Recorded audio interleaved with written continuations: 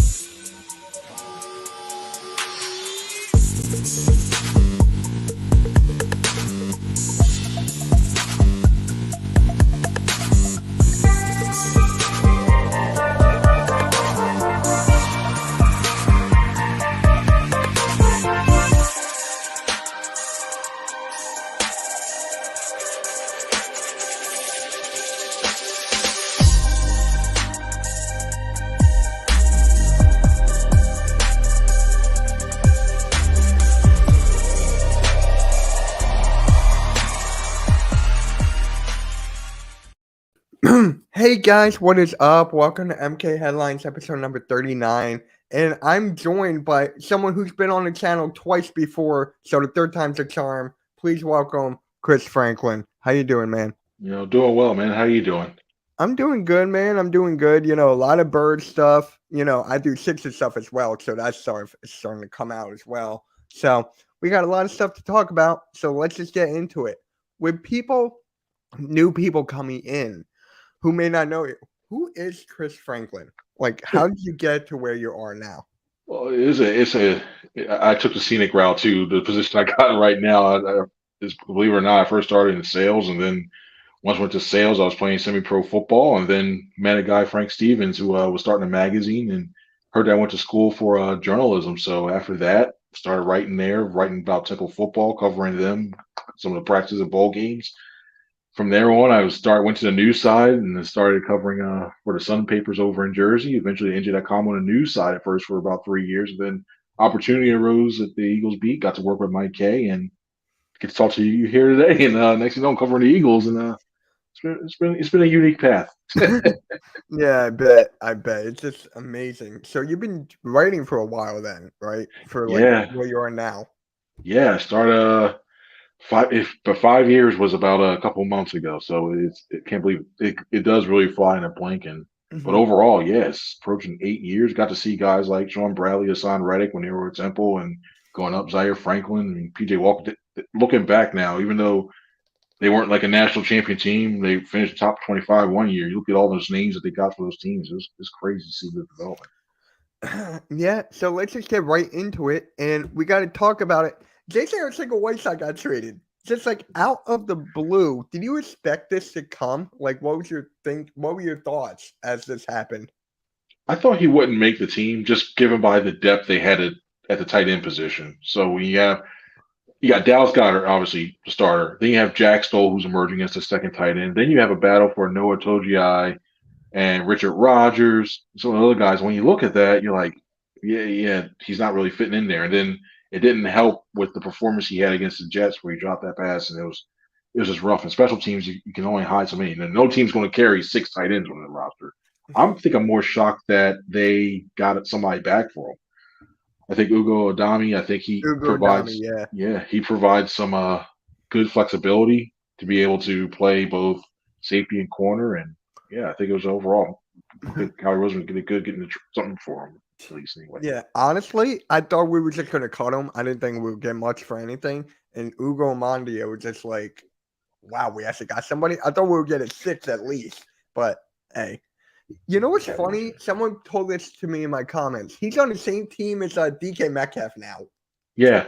Of all things where you look at that, you're like, wait a minute, the guy the Eagles could have had and the guy the Eagles drafted now, you're like, well, what's going on with this one? Like, I'm really curious to see how Seattle uses him and how he has a chance to make the roster. I think the only good thing for J.J. Arcega-Whiteside throughout this whole entire thing is that now he has at least some time to prove that, hey, you know what, I can make a roster still with this team. But yeah, it's a good thing the Eagles don't have to play Seattle this year, because if they did, he'd probably looking around across the sideline like, wow, that could have been a future. But In hindsight, if you had DK Metcalf, you probably wouldn't have AJ Brown. So it's crazy. Right, and I'm glad you actually mentioned AJ Brown because what was your favorite move of the offseason? It could be a draft pick, trade, or signing. That's tough because, and this is going to sound weird because I think personally, I think the Jordan Davis draft pick could be very important for a number of reasons.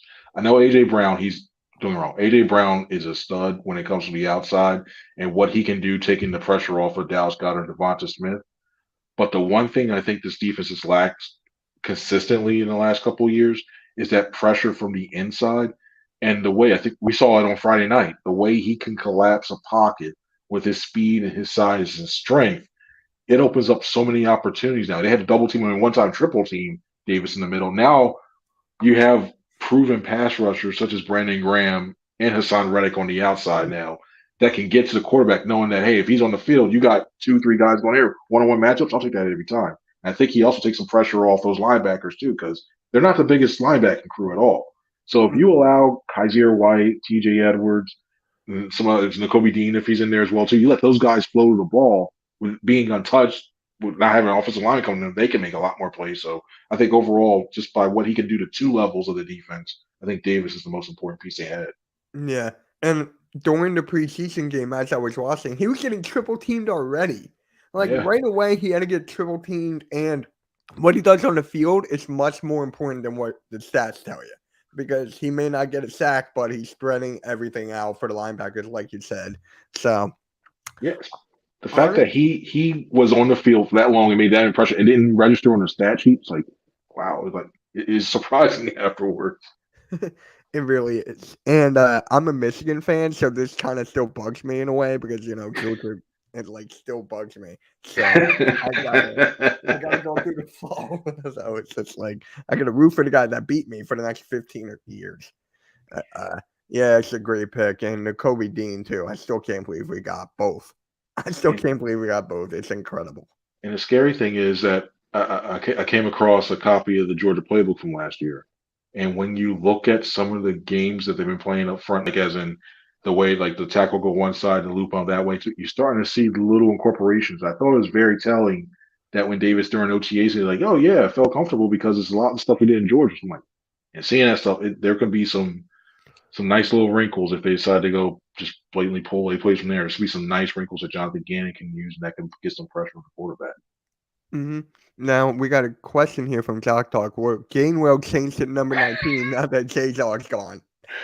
I wouldn't put it past it. I think they if a change would happen, it'll be after the final cuts, so that way they can backfill some of those other numbers in case there's a surprise wide receiver or that goes ahead and moves in. I can foresee if I could see something like Gainwell getting 19 and then 14 being available, and if Kobe makes the roster, then Kobe takes 14, something like that, like shifting like that. I think a lot of that stuff will happen after the preseason games, the final roster is set. But yeah, I can see Gainwell going toward the equipment guy, going, hey, I kind of want 19. I kind of want 19. It's free now. Can I get it? Can I get it? That's not happening. Yeah, that must be great. But now Jalen Hurts had a great day today at training camp. Like a great day, 5 touchdowns. What do you like from Jalen Hurts so far?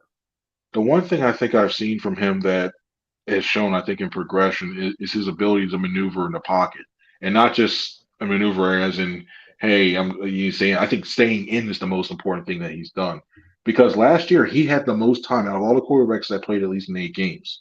He had 2.7 seconds within the pocket, and it doesn't sound like that much, but that's an eternity in the NFL behind that offensive line. That was big. And so the ability for him to remain in there and stay within that comfort and to look downfield and pick apart these receivers, I think that was huge. He's looking decisive. I like that work that he did out in Southern California. His release is more compact. His footwork looks a lot better as well too. So I think that bodes well. There are some things like he still struggles. There's times like yet last practice and even this practice. There's times where he underthrew a couple balls where you're like, okay, you wish that one too, but it could also been an undercut route. But I think it's more on the quarterback on that essence. But overall, I think he's had some progress. I just want to see him consistently do it over the course of every practice and of course in the games as well too. Yeah, I definitely agree with that. Especially on Twitter, like this fan base is so divided by this guy. It's insane. Like people want him gone. People want him to succeed, like me, and I'm pretty sure you want him to succeed too. So it's just like, would you play him again in preseason, or are you done?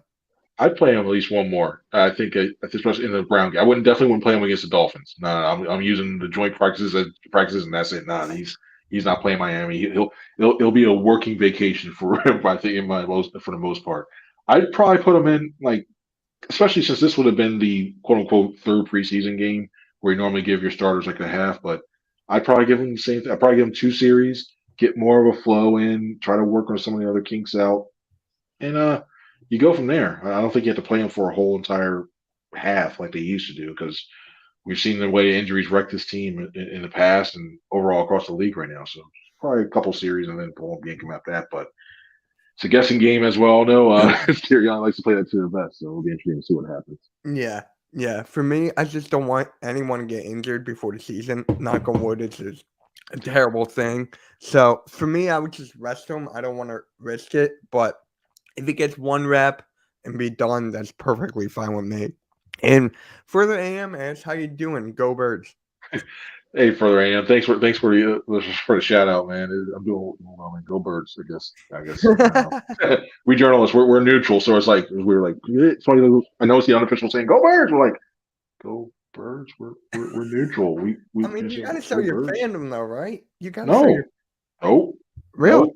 Down the line, we cannot no fandom, nothing like that. We have to be objective. We have to go down the line. It's like, so if something happens that you don't want to see, like basically, like fans are like, oh wow, like you guys be hard. You got a reporter. You can't like sweep it on the rug, but if there's good things there, we can't go cheering. That's why they always have in the thing. There's no cheering in the press box at all, because they can technically kick you out too. So yeah. Yeah, it was great seeing you going live, man. You need to start your own channel. I think I'm talking to you. No, I'm staying. I'll be happy with the. I'll be happy. Thanks, I appreciate it. But now I'll be happy sticking with what I do right now. I bet. So, what does Jalen Hurts have to do to keep his job? Like, it's a big question going around. I think this season, if he shows, the big thing is to show a consistent improvement. If he has something where he's throwing about, I think 4,800 combined yards, and that can be anywhere. I would love to see more throwing yards in there than rushing yards. If he had like 600 rushing yards and he had about 4,200 passing yards with this offense, I think that's a very successful successful year for him, and one that would land the playoffs, not only a playoff spot, but I think the NFC East. So if he consistently plays well in that aspect, if he shows that he's continually trending in the right direction, given that it's his third or 4 years of his contract, he'd be up. If he does that, he'd be up for I think a really big deal. And he knows that. He's not going to talk about it, but he knows that very well, and it's an important thing for him, because when we pay like Kyler Murray, it's some big money there. But overall, I think he'll I think 4,800 combined yards, especially with this schedule and this division and everything else overall, will be a good year. Mm-hmm. Yeah. What I like the best about Jalen Hurts is that his mental, and his leadership. I mean, just for that alone, amazes me. If only he can be consistent, it's my main gripe. Like, for me, it's like I always call it down the middle. Like, I can't stand these fans who ride with him and like say he's gonna be the MVP this year, saying he's gonna be like 30 touchdowns, 2 rushing. I'm like, I can't stand those fans. Like I can see, like, let's see, 17 game schedule now. Given AJ Brown, like, there's going to be a lot more opportunities for these receivers to be open, because we saw toward the end of last year, it was like, okay, we take away Devonta Smith and Dallas Goedert. Now stop us with somebody else, and they didn't. So that's why you saw the Bucs run a lot of cover 6. Like, okay, we're going to cover one half of the deep half of the field, so we're going to take that away from Smith, from Watkins or Rager, who's running deep route, and we're going to go quarters on the other side. So we're going to, if you want to try to load up Goddard and Smith on the other side to try to run a game with them, we have that covered too. Now let somebody else beat them. You can't do that as much. You can't play man to man a lot unless you're going to put 2 safeties back deep to help him out, support him.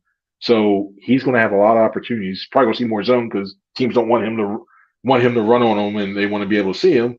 So he's going to have opportunities for let these receivers find the soft spots and zones and pick them apart. It's a matter of him getting the ball accurately, recognizing early, getting the ball accurately to them. Yeah. And what's your thoughts about the running back room? I know Miles Sanders has a hamstring. Prayers up to Miles Sanders about that. It sucks. So, what's your thoughts about the running back room right now? I think that's the one thing I'm kind of curious was how is it going to play out when it comes to there, especially what numbers they keep on the roster because Sanders, I think I have no worry about Sanders. They're basically keeping it as a precaution right now. First it started with leg soreness, now it's the hamstring. I think it's more a thing. Okay, let's just rest him to get him to the season. Kenneth Gainwell, you see the team wants to get him more involved in the offense, and you can see it. Third downs and passing downs, he does well as a receiver out the backfield. And I think one thing that he's done is he's improved his pass blocking. So that's a key thing, especially as much as they could possibly pass. You want a guy there who can not only act as his outlet, but can protect the quarterback too. I look at Boston Scott. He's coming back from the concussion. It's his first practice now, so they're going to ramp him up. But he's one of the guys where I think if Sanders were to get hurt, I think he jumps Gainwell to be the starter, but Gainwell keeps the same type of role. Now the question comes, what do you look at with Jason Huntley? And Huntley's look good. When he runs that outside zone, he's go around because he has the speed, 1 foot cut, and he just moves upfield. He does really well. But also he's a good kick returner. But then now you got to worry about, do you keep 4 running backs? What other position do you take away from? So the roster construction could be one where you're looking at him and looking at, and it's crazy. Kennedy Brooks, he's flashed. It's tough to tell him because to me he's like more of a physical runner, and being in practice, he can't really tackle to the ground. So he's got some burst there. There's a name that I thought was very familiar that was released today among the cuts, Jordan Wilkins from Tennessee. Right. Especially with his past with Nick Sirianni and the Colts. He's 6'1", I think it's like 211, something like that. And his team doesn't have a bigger back right now because they haven't re-signed Jordan Howard or anything else. He's a guy I would seriously take a look at bringing in off waivers, but that means you got to let somebody else go. So there are so many different options they have. It's tough to make, and they got to figure it out soon. Yeah, especially with the fact that Miles Sanders is on his last year of his contract. I mean, he's got to go throughout, and if he's not being able to play, you got to go with Kenneth Gainwell and the running back by committee, which I think we're going to still be a run-based offense more. Do you agree with that, or do you see us throwing the ball more? I think it'll be a slight uptick in passing given what they have, but I don't think they'll ban a run because if you look at offensive coordinator Shane Steichen's MO back in the history, back when he was with the Chargers and everything, he really liked to use the run to set up everything else. So when you look at the run play, I think the run's going to be prevalent. I think the screen game's going to be prevalent because that's what Steichen did back when he was with San Diego too, and you'll start to see that a little bit more. So I can see something like that happen around where it's slightly a little bit more passing, but mainly because of screens, stuff like that. Yeah. Yeah. I mean, compared to last year, we weren't running the ball at all. We were getting, slaughtered. And then when we were running the ball, we're the best team in the league. So it's like you got to stick with what works. Got to say. And, yeah. So should the Eagles trade Andre Dillard after what happened? And the Jets, actually, one of their offensive linemen is actually out for the year. Mekhi Becton. Yeah. If you had asked me this before training camp, I would like if somebody offered a really good, really high, like say a 3rd rounder for Dillard, or especially a 2nd round, I'd be like, oh yeah, go for it without question. But when Mailata went down to the same day that Dillard did with a concussion, and LaRaven Clark moved over to left tackle, that was an adventure. Then you had Coyote Awosika. When Clark got hurt, you had Coyote Awosika move over back from guard to tackle, which he played in college. That too was an adventure when it came to there. So, given the depth, and I think when you look at Mailata, he hasn't earned the moniker of being like an injury concern or injury prone, but he's missed time with concussion. He's missed time with a leg injury. So you got to think about the future and your depth at that position. I think right now, at least for this year, you gotta keep him because if he's proven that when he comes in there and plays at left tackle side, he does well, and he's not a swing tackle. We saw what happened to right tackle. So you can't put that way. He had to put Mailata back to right when he came back. So I think for now, given the depth they have there, I think you got to keep him at least for the final year of his contract. It's going to be hard after he had 3 fights. I mean, He fought with Derek Barnett. I mean, come on, It was really? a rematch, and you know what? It is a rematch. Guys, it is tough sometimes. I think personally, I think both were at fault at that fight because Barnett holding him down when he's going that way too. Oh no. I'll give Diller this credit for this too because the reputation he has for not being a physical player. So best way to do that if you got guys who want to try to push you over, you beat the guy, you just get off me, man. And then again, he was getting beat inside with Patrick Johnson was going inside of his pads and everything. You want to prove that you're going to bring this necessary? Get off me. And granted, that led to a big melee, but still, I think overall it was nice to see some like that spark in him, that nastiness that you want to see in offensive lineman. It was good to see, especially from Dillard. Right. Yeah. And so Jalen Rager get traded also after Whiteside got traded. I think he's going to. I really think I think they carry 6. And I think he makes it. I really do. Because when you look at this, I think Covey's the one in along with him. And unless they can get somebody like a Chuck Clark, like from down in Baltimore, or they get like an impact guy, he just shows the way they're talking about saying like, hey, you're going to get 3 plays a game, making those your best 3, and the way they see him as a first round pick and hoping that he develops or gives them something. It sounds like he's coming back. And you know what? He's had a good camp. I know it sounds like a broken record every year. Jalen Rager's had a good camp. He's making these tough catches. He's looking really good. We've heard it before. I don't know what it is.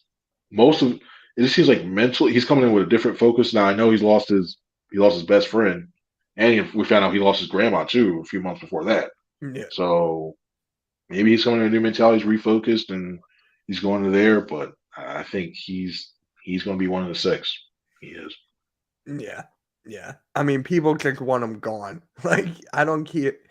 Cut him, take the cap hit. People are like, it's nothing. Just get him gone. See, I know everybody says, like, take the cap hit, but they need as much money as they can to roll over the next year because if you do have to give Hurts the extension, if you do sign Miles Sanders, if it doesn't work out with Hurts and you need to get a veteran quarterback in there, they need as much money as they can to roll over and give themselves some padding and space because and that's tough. I mean, $1 million might not sound enough, but that's the difference between getting a player, a good, decent player, and a great player, stuff like that. So it's tough to just swallow. Man, it's $1 million. You can't do it. And then you to look back and say, oh, that's your first round pick, right after you just traded your second round pick from your previous year. It's rough. It is. So, what do you think about this wide receiver group as a whole? I like it. It's deep, and you got somebody who guys who can do a little bit of everything. I mean, we talk about AJ Brown, what he brings. Devonta Smith, we already know. When you start to go down to say Quez Watkins, he's your deep threat. And the one thing I like what he's done is he's developed his inside routes too. He looks more fluid, and it's not one of those things that Watkins is in there, he's going to run a 9 route. No, he legitimately looks better running those slants, those crosses, those digs as well too. So I like that. Zach Pascal just knows how to get open and read defenses and find sits in that zone. So I like that as well.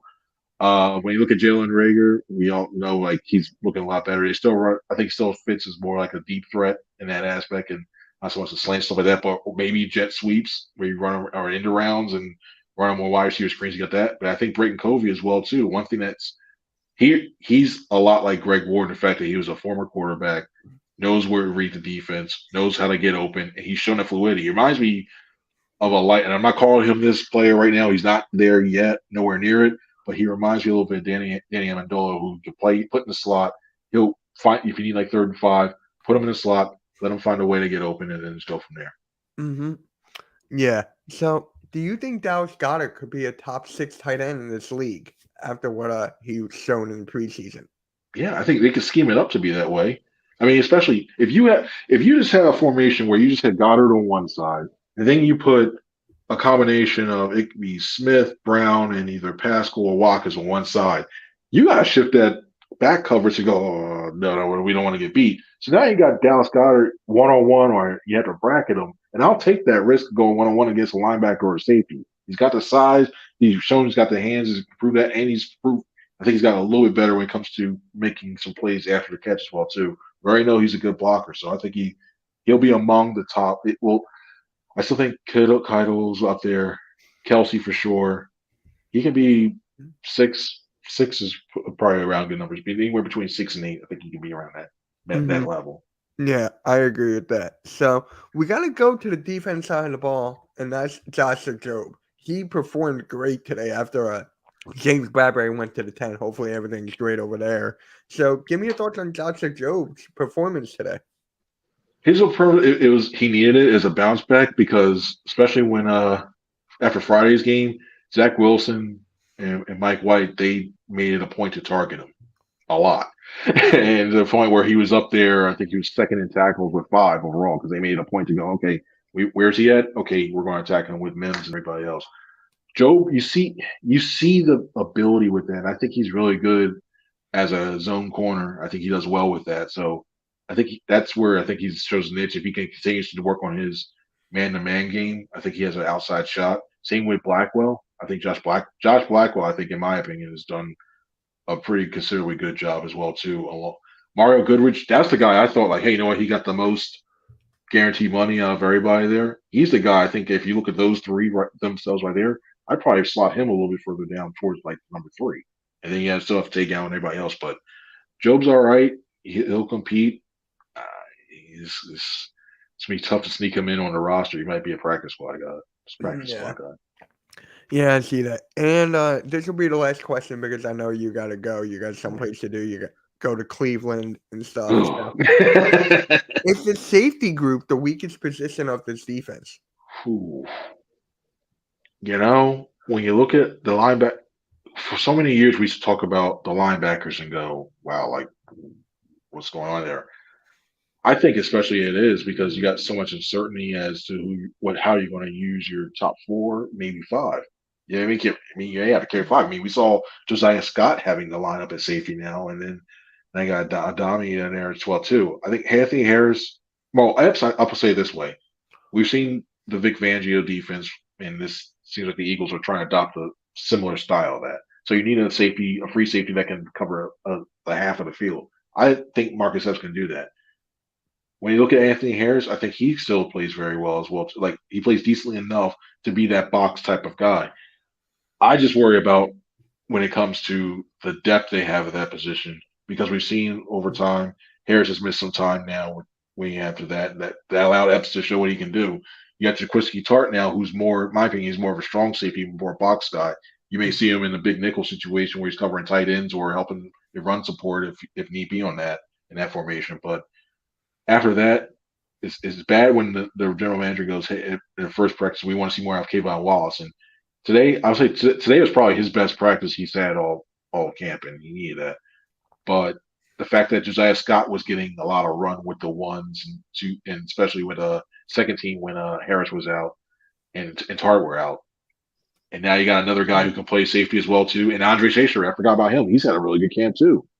So I think it is just from a depth standpoint because you got all these shiny new pieces out front, and it looks all good, but you still got to worry about they playing deep. And as long as they play deep and they help support the cornerbacks and they don't get toasted on like a cover 3 or cover 4 look or something like that, I think they'll be fine. But it's still some question marks. Probably is the weakest part of the defense. Mm-hmm.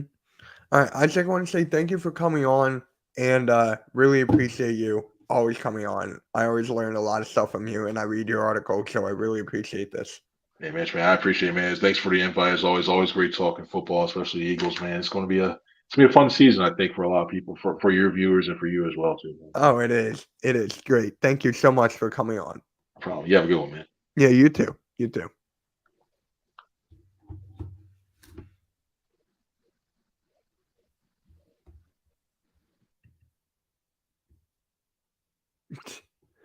All right, so that was Chris Franklin. That's my guy. And does he need help? You need help? Are you good? He's good.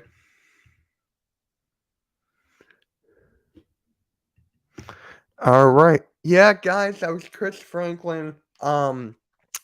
Yeah, so he's been on the channel for awesome. Yeah, man, further. That was my 3rd time having him on. He's gonna come on again. I'm gonna try to get him on again later on in the season, probably like week 14, 15. or whatever. But guys, I need a favor. Go to the Hardcore Sports Network side, YouTube side, and hit that like button over there, guys. Hit that like button and stay on that channel for a little bit, and comment over there as well. So that was awesome. Let me go through here. What do you think y'all records are going to be this year? For me, right now, I have the Philadelphia Eagles going 12-5.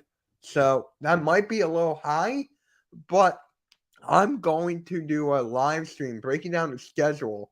I don't know when. It's just going to be me. So I'm going to do that, breaking down the schedule. Yeah, Pascal has really impressed me. Jets really? Oh, okay. So that changes everything. For me, I would still try to trade Dillard. That's just me. Kennedy Brooks has great athleticism to potential to play played a good running game, had more energy, which is right. And guys, here is a Hardcore Sports link. Thank you. Shout out to Further AM, my guy. Thank you for coming to the chat and everything. Really appreciate it. And yeah, guys, so we talked about everything that needed to be talked about with Chris Franklin. So there's something I wanted to talk about here that I couldn't have the time to talk about with Chris Franklin because he had a short amount of time. And that is Jason Huntley or Covey? Who's going to be the return man? Who's going to be the return man for the Philadelphia Eagles? Because honestly, guys, I don't want Rager to be the return guy. I do not. You guys seen what happened last year? Missed punts and everything. I want a guy that's not afraid to fair catch it and miss. So Huntley, if you saw him in the preseason game against the Jets, he is going. He'll be a great return guy. He'll be a great return guy for the Eagles. Like the return man, you could have Devon Allen, you could have Covey. So it could be any one of these guys. It could be any one of them. It's just insane. This channel is lit. That was a dope interview. Thank you, man. Thank you, Tyrone. And guys, he's gonna be on my channel at some point. We gotta work it out. And yeah, this guy really knows his stuff. I can't wait to have you on, bro. I really can't wait. Dude, you should join Philly fans are all on Twitter. Yes, but Twitter can be a very dangerous place, Further. Twitter can be a very dangerous place, as you may know. And yeah, so we talked about Nakobe Dean. I'm trying to think. Oh, let's talk about this, guys. Let's talk about this for a little bit. And that is, how do you like the defensive line as a whole? The defensive line as a whole with Jordan Davis on it now, Jesus Christ. Now, I know Jordan Davis is not going to start. I feel like it's going to be, now it depends. Are you going to do a 4-3, 2-5, or 5-2? What are we going to be running for the Eagles? That's just my thing. It's dangerous if you put yourself in a dangerous place, not dangerous at all. Yeah, I can agree with that. Just stay away from those crowds. Facts. Yeah. So, this defensive line, it just depends on what kind of schemes we're going to be running. That's all I'm going to say on that. It depends on schemes, but I like Hargrave. I like Reddick. I like Sweat. I like Cox. Pause. I like Jordan Davis there being a nose tackle. And yeah, this is just a really good defensive line for this team, and I just can't wait. I just really can't wait to see what this defensive line is going to be. Just can't wait. Let's see here. I think I went through Nope. Who do you guys think? Is the best line? Is Kaiser White the best linebacker on his team? Because he did have the first tackle in preseason and he did have an interception. So that signing was great. I loved that signing, it makes this defense even more have more of a threat. I mean, you still got Reddick, you still got Nakobe Dean. I can go on and on. But in your guys' opinion, is Kaiser White the best linebacker on this team? On Twitter, all Philly fans, we all support each other, and it's amazing. Great friends you can make on Twitter who support Sixers, Eagles, Flyers, and Phillies. Phillies, yep. Kaiser White is a pleasant surprise. I overlooked him. Dude, the only reason we got him is because he was a Nick Sirianni guy. That was the only reason we got Kaiser White. And every move that Howie Roseman has made in this offseason, getting Jordan Davis, getting Nakobe Dean, getting all these guys on the defense and offense side of the ball, he's addressing everything, and I like it. Just because he didn't play for the Eagles, but he is great, right? Yeah. So I'm going to watch some highlights of Kaiser White before he joined. I want to watch his game, study it a little more and stuff. Maybe I'll make that a live stream. Probably not. I'm going to watch it on my own. So it's going to be fun. Yeah, I'm looking forward to coming on your show. It's going to be fun. But to answer your question about the defensive line, they have a lot of depth, and they can get after the quarterback now. Yes, they can definitely get after the quarterbacks now. I mean, we got plenty of weapons on the defensive line. It's insane. But my question to you guys is this. Javon Hargrave. No, not Javon Hargrave. Jonathan Gannon. Do you guys trust Jonathan Gannon to be the defensive coordinator now? Do you guys trust Jonathan Gannon? Yes or no? Because me, I'm a little skeptical. I'm a little skeptical when it comes to Jonathan Gannon. And you know why?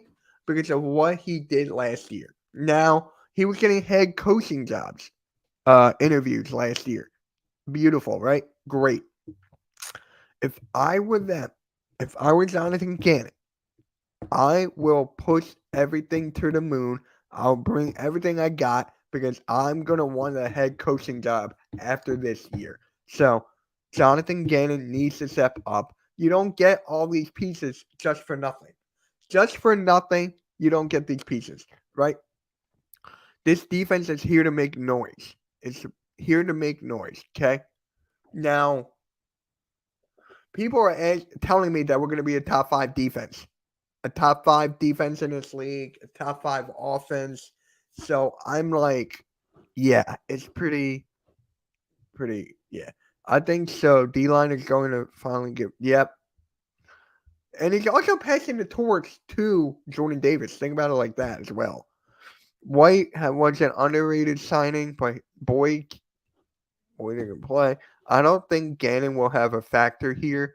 The defense so good that will be able to execute and stop. Yeah, that is a good point. But with Jonathan Gannon, it's just in the back of your skull here. It's in the back of your skull of how he's been coaching in the past.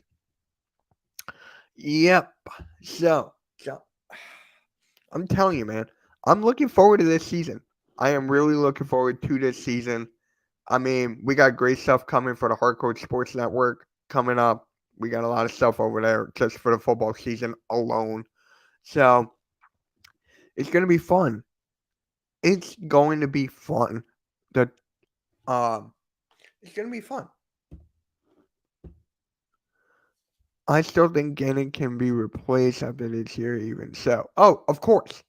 1,000% he can be replaced. 1,000%. Yo, Blaze Radio. What is good, my guy? I'm going to be on his channel August 28th with Bird Gang 31. Happy birthday to Bird Gang 31, guys. He just turned 41 today. So happy birthday to Bird Gang.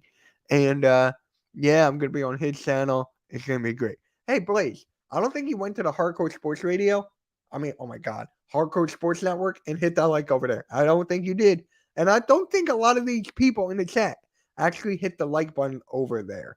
I don't think so. Prove me wrong. Bring back Jim Schwartz. It wasn't his fault, right? Yep, it's his birthday today. It's his birthday today. Happy birthday to Bird Gang. There it is. What is good? Happy birthday, Bird Gang. Yes, sir. Yes, sir. What is up? Nothing much, man. Nothing much. Just had the guy Chris Franklin on, an Eagles beat writer. The guy is so intelligent when it comes to the sport of football. His knowledge goes unmatched. I love having this guy on my channel. Just just talking about the birds and everything. It is great to see. It is great to see Eagles Media coming on the content creators channel. It is so cool that they're taking their time off of their busy schedule to come on my channel or some of these other guys. It's actually amazing. Like, I love that. I honestly love that when media members get on here.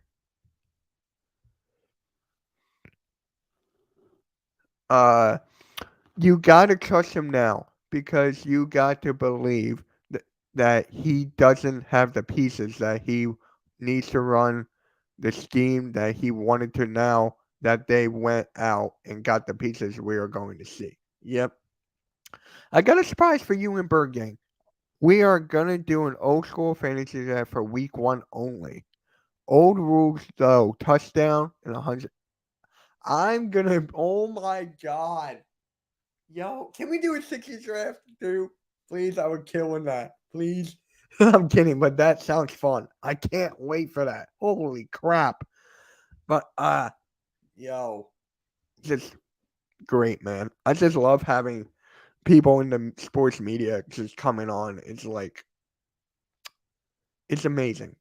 It truly is. And if you could get here's my advice to anyone who wants to get members or sports media. Just shoot them a DM. Just shoot them a DM. Okay? If it doesn't work out, if they don't respond, all right, go on to the next person. Right? Just shoot the DM, and if they answer back, you're in. Like, don't be afraid to ask them to come on your channel. Because if they have time, they will make time to come on your channel. Sorry, hit the wrong button. Retype that message. Sorry, zigzag. So, yeah, guys, it's going to be fun. It's going to be fun. So, we got 17 minutes left of MK headlines. And there's actually something I want to talk about that's Sixers related. It's not Eagles. It is Sixers. So, let me just... hold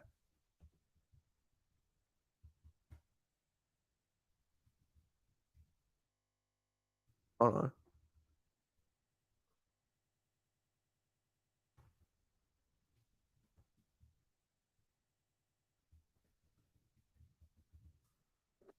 All right. Now, if you guys know, this came out yesterday for the Sixers, and that is Ben Simmons, a $20 million settlement.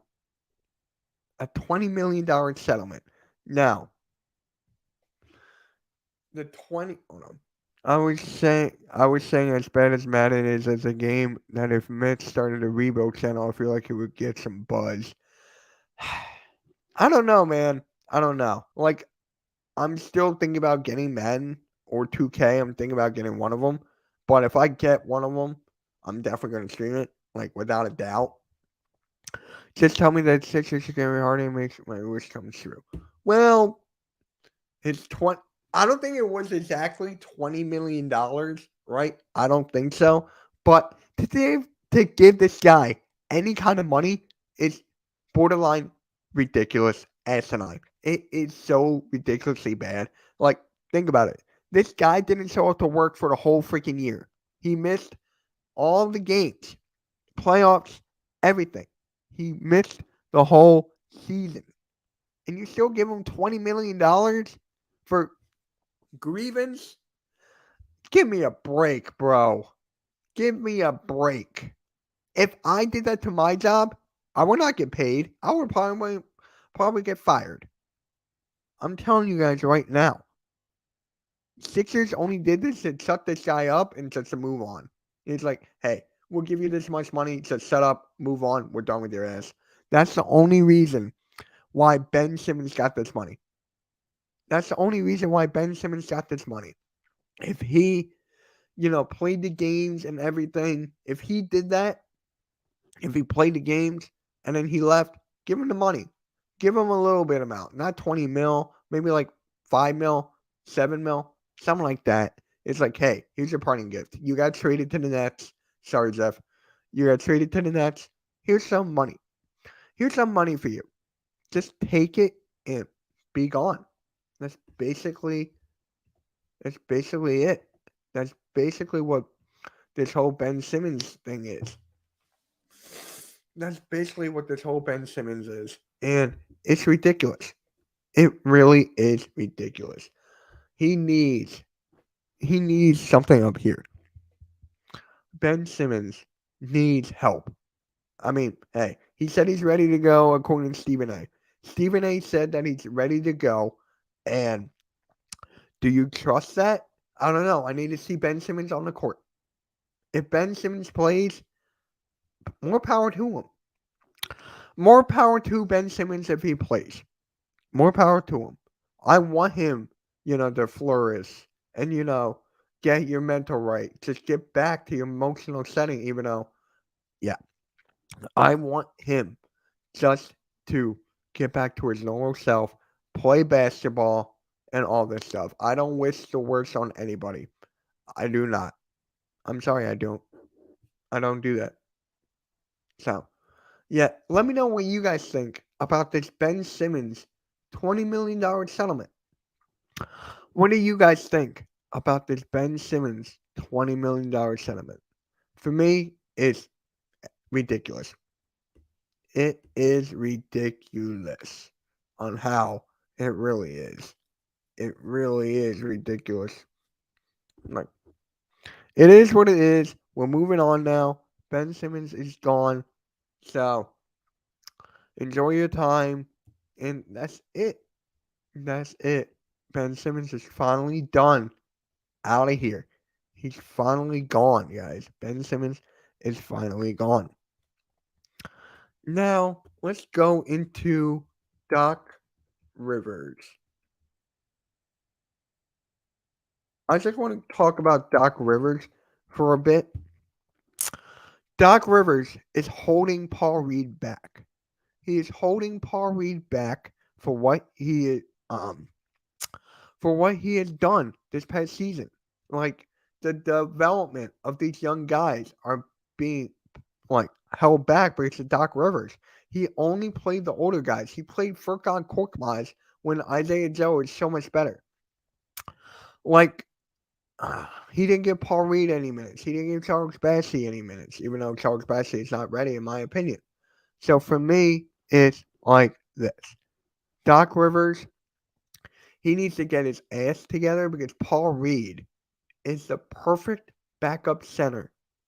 He's the perfect backup center for Joel Embiid. And I'm going to tell you guys why right now. Paul Reed, G League MVP, G League Rookie of the Year, and G League All First Team. Okay? We know he can play. He was averaging 2 or 3 minutes around. He was averaging 2 or 3 minutes around each time. But each time he was out there, he gave it his all. He felt like he's the best player on the court. Paul Reed can go on and on. I love that Paul Reed.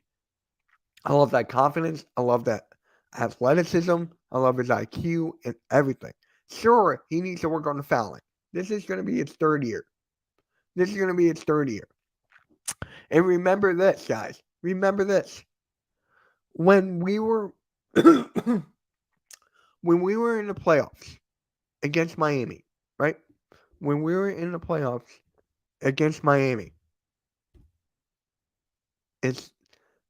Daryl Morey forced Doc Rivers to play Paul Reed.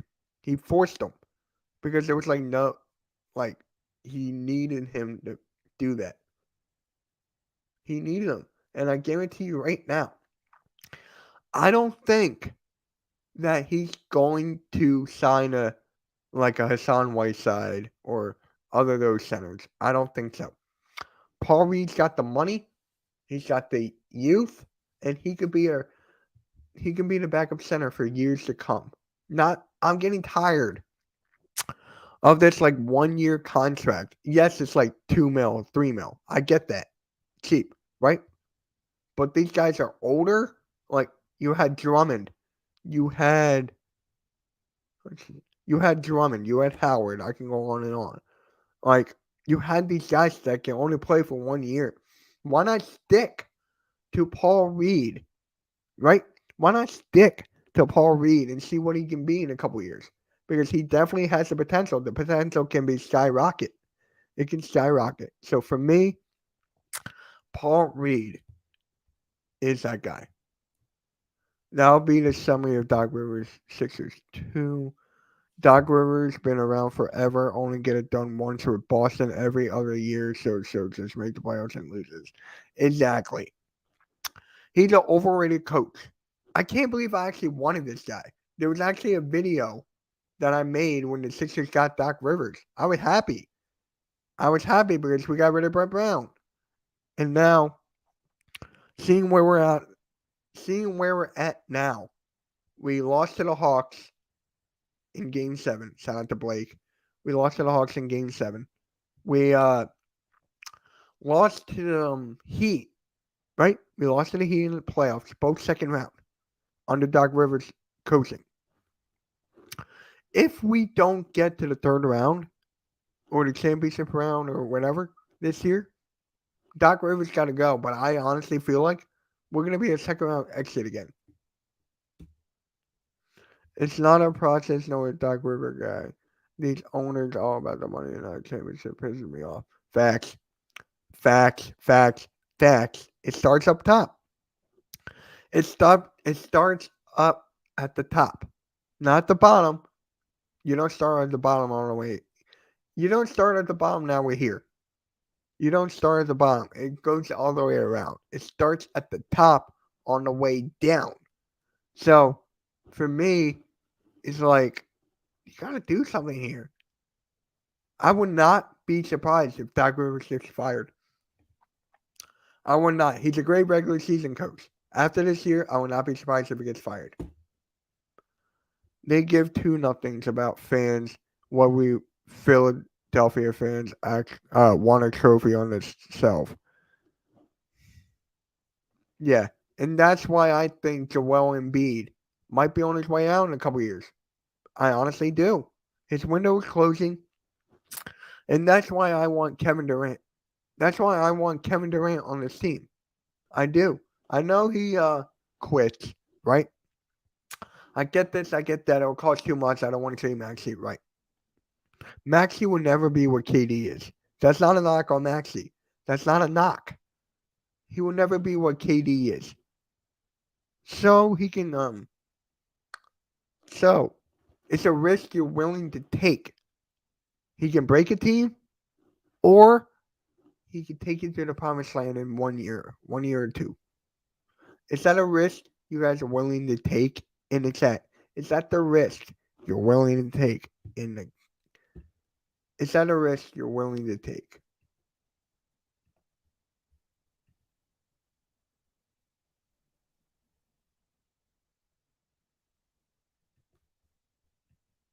Yeah.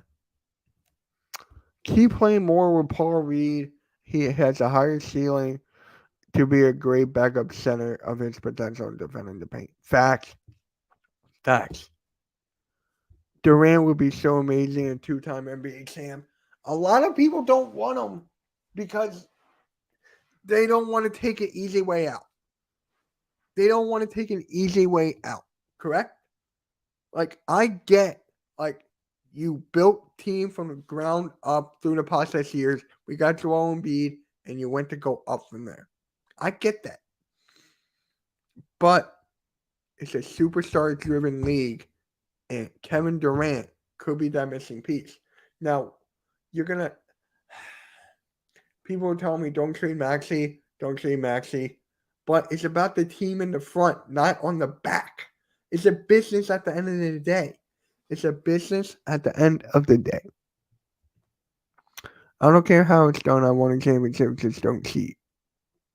Right? Right? Facts, facts, facts.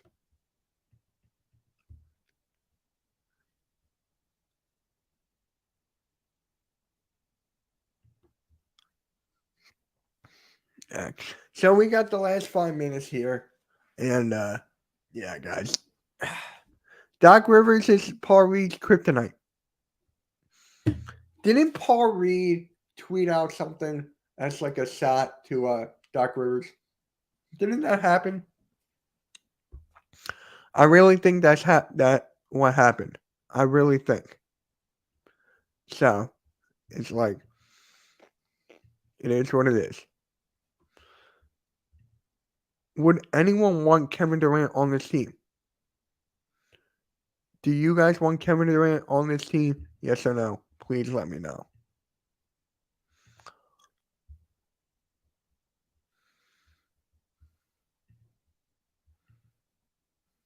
Yeah, please let me know. And as we're closing MK headlines, I want to shout out Chris Franklin. Thank you for coming on, man. Please go follow him on Twitter, C Franklin News at C Franklin News on Twitter. You can see it. Hold on, I'm gonna take off my camera real quick. You can see that right there. Just go follow my guy C Franklin real quick. He's one of the best. I think he is the best. Stress that. He is the best Eagles reporter out there. Facts. What are your expectations for the Eagles versus Browns? Well, first, I gotta change the color back to green. There we go. So, what are your expectations for the Eagles versus Browns? So, for me, I don't want to play Jalen Hurts, but if you want to give him more of a feet wet or all of that, I would play him. I would play him. I would play him if you want to get his feet wet. But for me, it's like I don't want to risk it. So there's that. Miles Sanders, hopefully he plays. Devontae Smith, hopefully he plays. All that stuff. Hopefully that happens.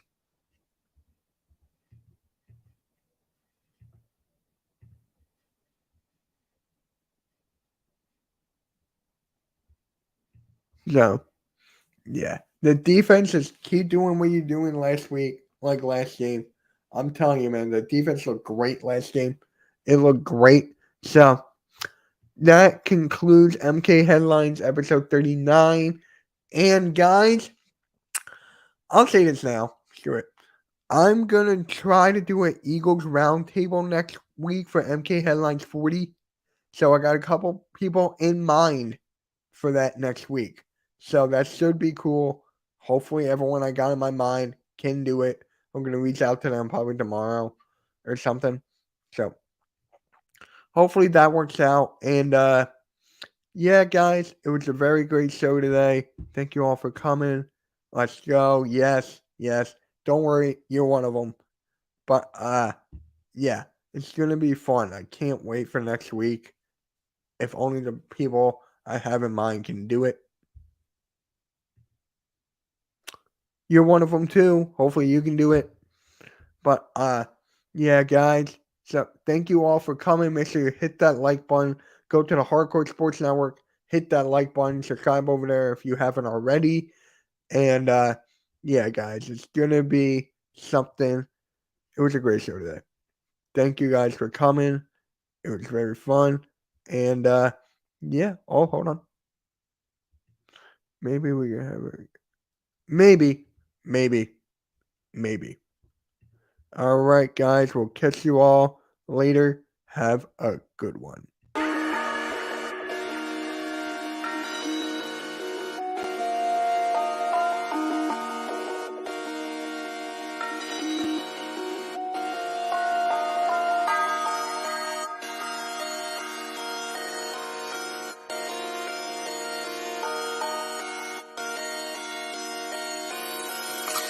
If